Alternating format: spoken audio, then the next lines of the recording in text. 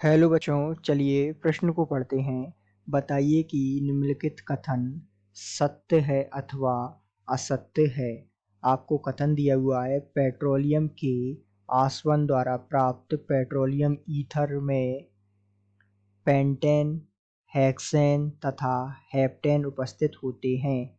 तो आइए बच्चों, मुख्य अवधारणा की विस्तार पूर्वक चर्चा करते हुए हम इस प्रश्न के विकल्प जो आपको इस प्रश्न के कथन के रूप में दिया हुआ है, इसे देखते हैं कि ये कथन सत्य है या नहीं। इस पर विस्तार पूर्वक चर्चा करते हैं। तो सबसे पहले हम बात करते हैं इस प्रश्न की मुख्य अवधारणा। तो जब पेट्रोलियम का आसवन किया जाता है तो हमें क्या प्राप्त होता है? पेट्रोलियम अर्थात पेट्रोलियम ईथर।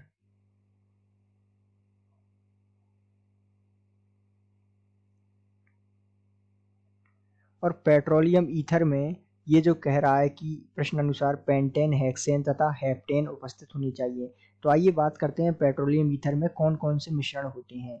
तो हम जानते हैं कि पेट्रोलियम ईथर जो होता है विभिन्न प्रकार के एलिफेटिक हाइड्रोकार्बन का मिश्रण होता है। तो ये जो है विभिन्न प्रकार के एलिफेटिक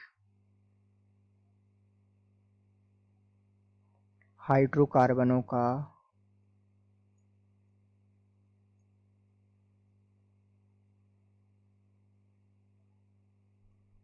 मिश्रण होता है।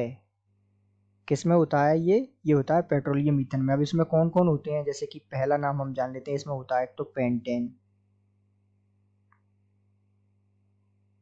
जिसका सूत्र क्या होता है? तो जिसका सूत्र होता है CH3 CH2 CH2 CH2 CH3। तो ये जो है 5 कार्बन युक्त पेंटेन है। इसी प्रकार इसमें जो है एलिफेटिक हाइड्रोकार्बन का दूसरा अगर हम मिश्रण का अवयव देखें तो वो उसमें होता है हेक्सेन। यदि हम हेक्सेन का सूत्र देखें तो हेक्सेन का सूत्र होता है CH3 CH2 CH2 CH2 CH2 और CH3। तो ये जो है हेक्सेन होता है जिसमें 6 कार्बन होते हैं। और तीसरे मिश्रण के अवयव के रूप में होता है इसमें हेप्टेन। तो हेप्टेन का सूत्र क्या होता है? CH3 CH2 CH2 CH2 CH2 CH2। इसमें 7 कार्बन होंगे, गिन लीजिए 1 2 3 4 5 6 और एक और होगा अंत में CH3। तो ये जो है हेप्टेन होता है। तो इस प्रकार हम कह सकते हैं कि पेट्रोलियम के आसवन द्वारा प्राप्त पेट्रोलियम ईथर में पेंटेन, हेक्सेन तथा हेप्टेन उपस्थित होते हैं। ये कथन जो है बिल्कुल सत्य कथन है। तो ये हो जाएगा सत्य। तो इस प्रकार जो है विस्तार पूर्वक आप इस प्रश्न को हल कर सकते हैं। आशा करते हैं आपको समझ आया होगा। धन्यवाद।